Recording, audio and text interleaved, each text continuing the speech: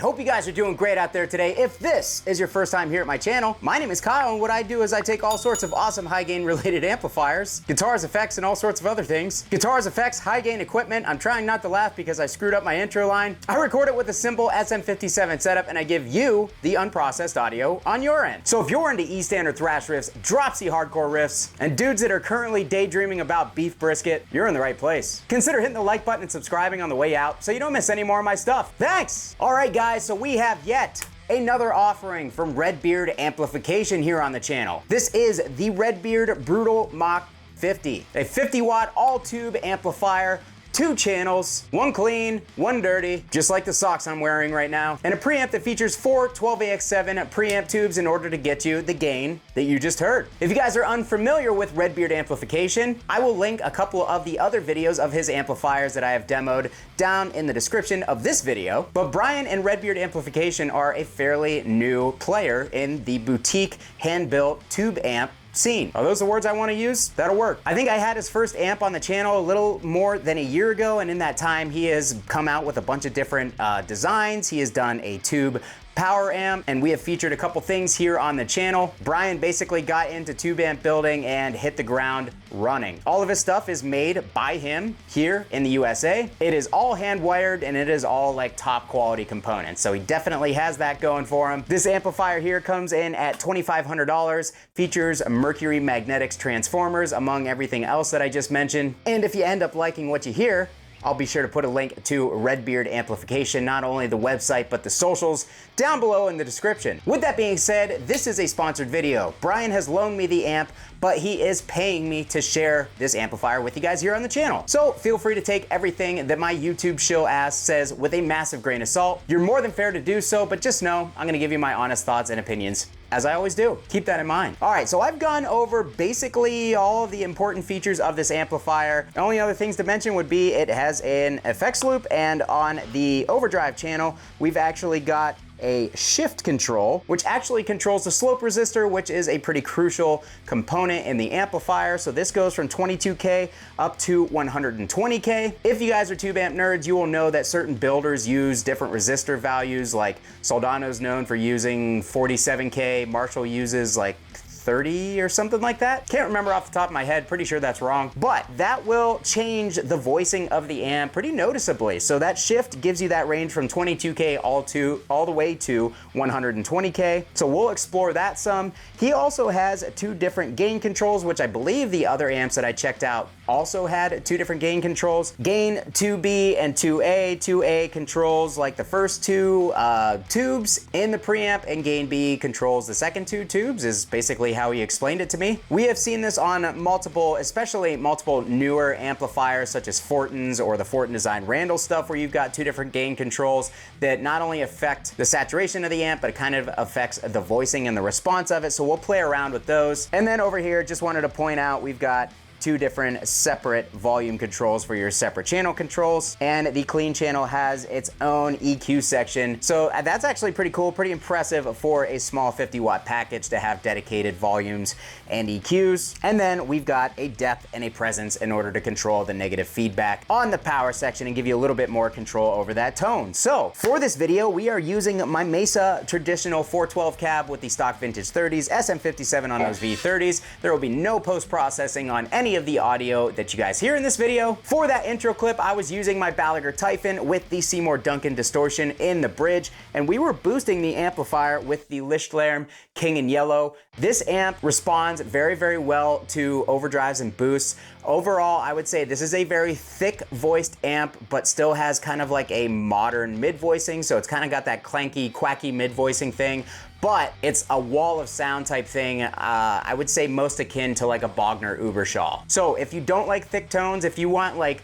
tons of string clarity and definition and a really dry type of saturation, not gonna be the amp for you. But if you want something thick that's gonna cover a lot of the tonal spectrum, then this thing might be for you. So let's revisit that intro clip real quick, and then I'm gonna start swapping out guitars and seeing how this thing reacts with different pickups. And of course, we will play this thing unboosted as well as boosted for all you boomers out there that accuse me of never playing amps unboosted. Did you take your Metamucil today?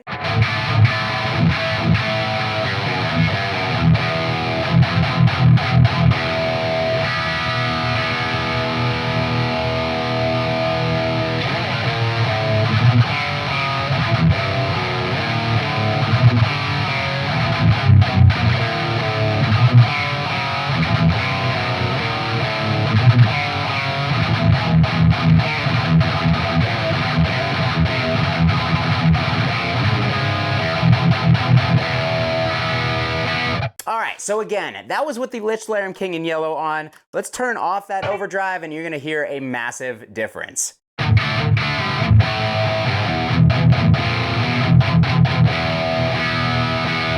So way less saturation. It's also a bit tubbier on the low end, but I gotta be honest, I'm kind of taking back what I said about it making a massive difference because the amp actually feels pretty tight and punchy with the overdrive out of the circuit.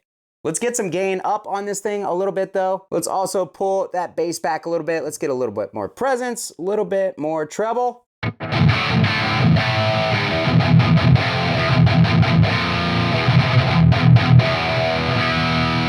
Not bad at all for not having an overdrive out front.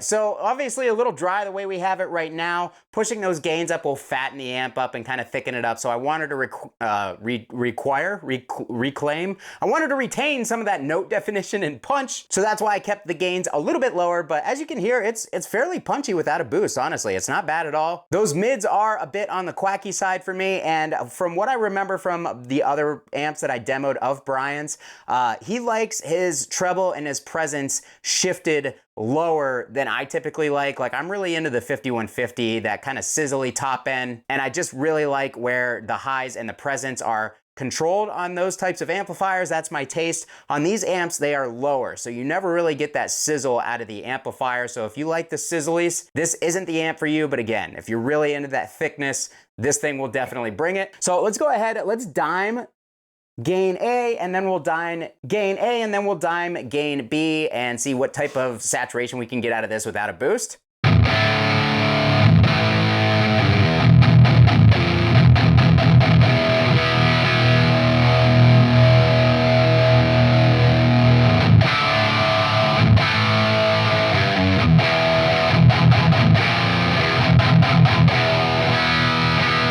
All right, so pushing 2B up all the way, this obviously controls those higher gain frequencies. I like that much better, of course, than that first setting that we had. Let's see if we can kind of balance it a little bit.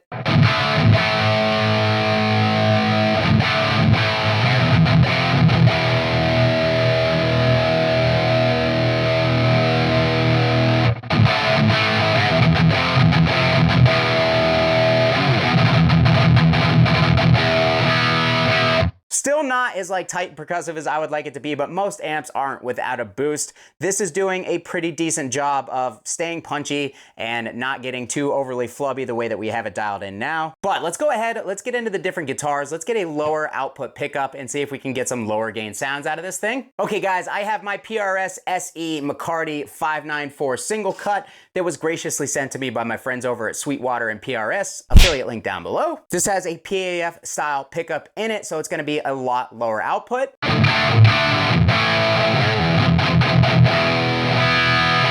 Oh, I actually really like how that sounds in comparison to the Duncan distortion on this amp. That sounds a little bit more open, but let's go ahead, let's roll those gains back and see if we can't get some sort of like dad rock tone out of this thing. So I was messing with the controls and we've got the amp dialed in, as you guys see here on your screen, and it sounds like this.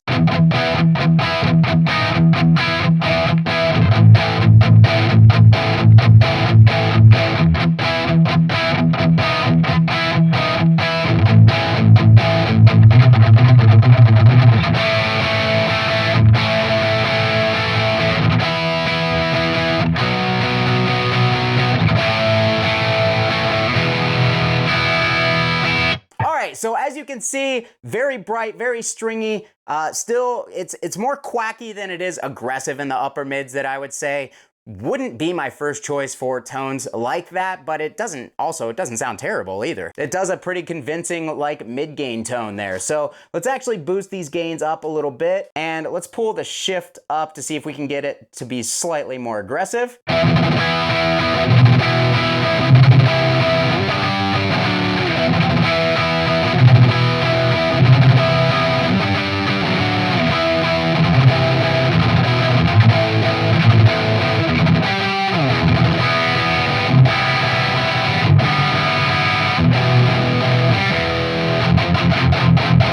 So overall, I like the response of the amp without a boost, but it's a little too stuffy, a little too nasally for me. I want some of that upper mid grind. I want some top end sizzle for those types of tones, and I'm not quite getting it. Let's go ahead, let's hit it with like a Boss SD1. We'll go with the SD1.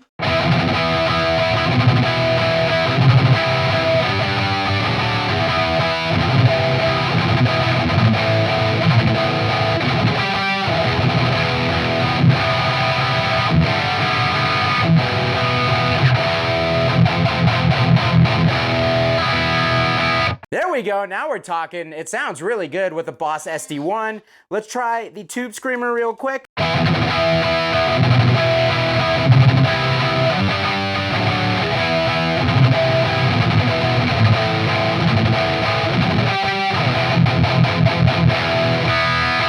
All right, so Tube Screamer, don't like it as much because the Tube Screamer leaves more low mids in. It doesn't give as much of an aggressive like upper mid boost, but that one sounds good too. Last but not least, let's try the Pepper's Dirty Tree because a little birdie told me that this works really well on this amp.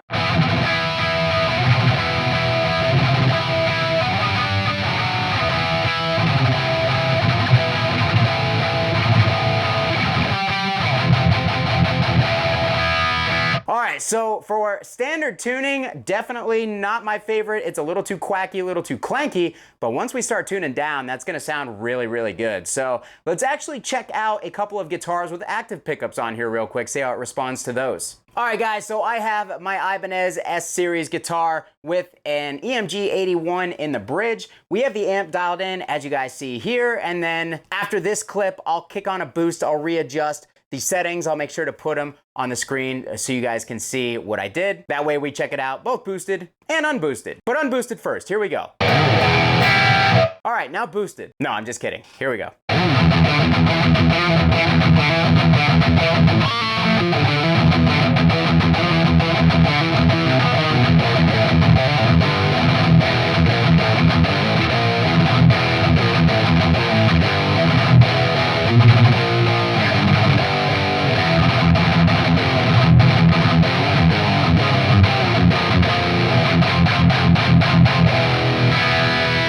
So now boosted with the Boss SD1 dialed in as you see here.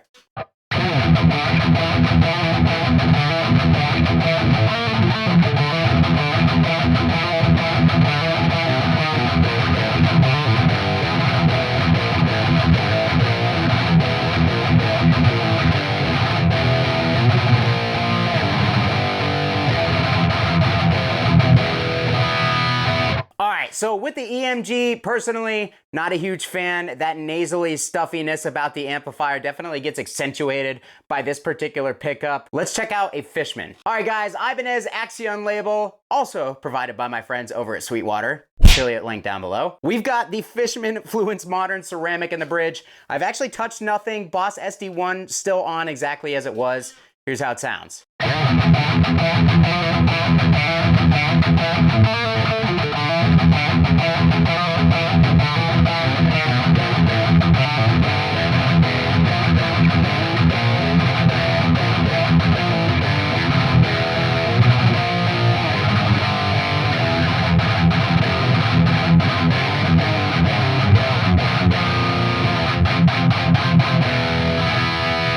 All right, so personally, I actually think that sounds much better than the EMG did. The Fishman Fluence, especially the modern pickups, have somewhat of an accentuated high end, so it is definitely doing a better job at bringing out some of the high end frequencies that are missing from this amplifier. Let's try it unboosted though. All right, so settings are as you see on the screen.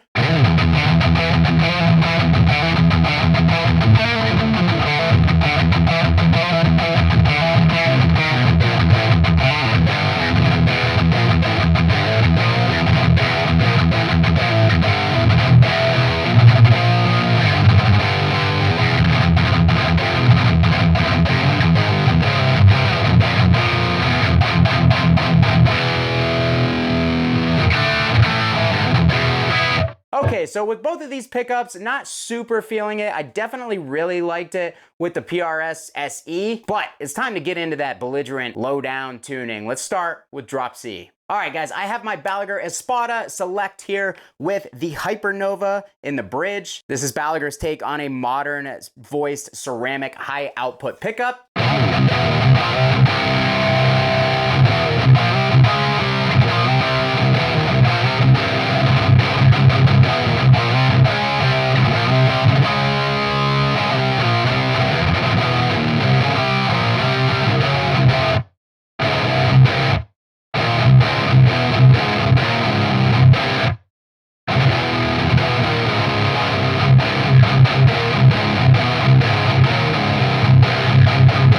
Alright guys, so that was unboosted. We now have the Boss SD1 engaged, and we have the amp set up as you see here on your screen. I totally fell apart there.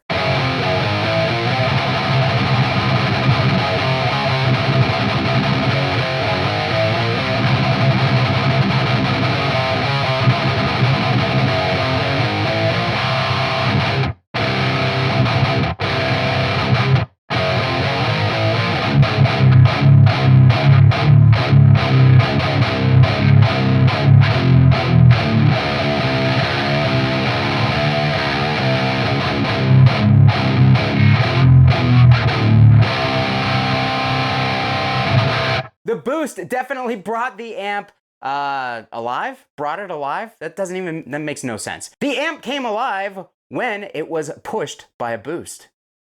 English sentences. With that said, let's get to the real low tunings for the end of this video. All right, guys, so instead of a 7-string today, I'm actually using a very special guitar. This is the new Balaguer Espada Baritone standard guitar. This is a full-on 27-inch baritone, and I have it tuned down to drop A? Yes, drop A.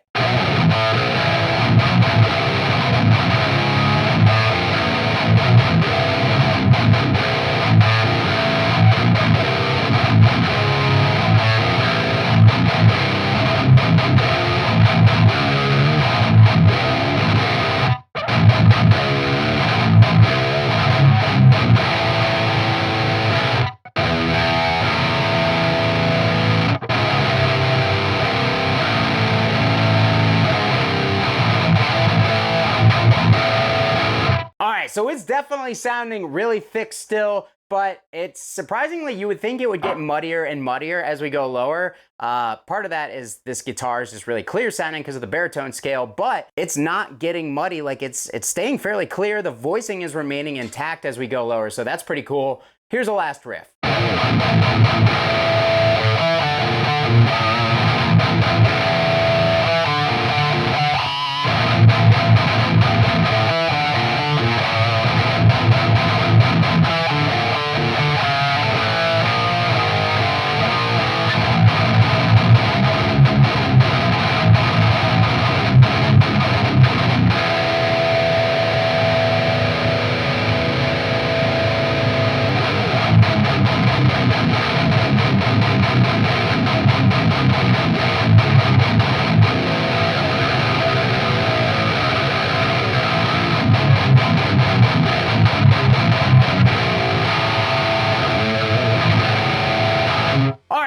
that is gonna do it for me today on the Redbeard Brutal Mack 50 watt all tube amplifier built here in the USA.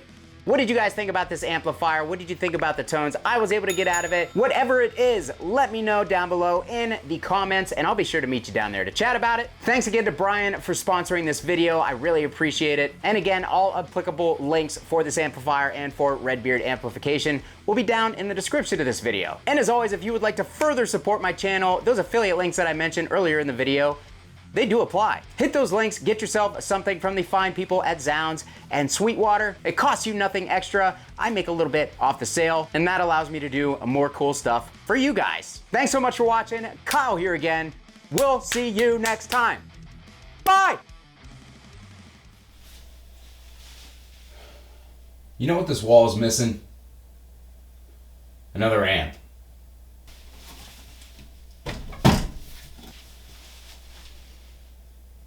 There we go.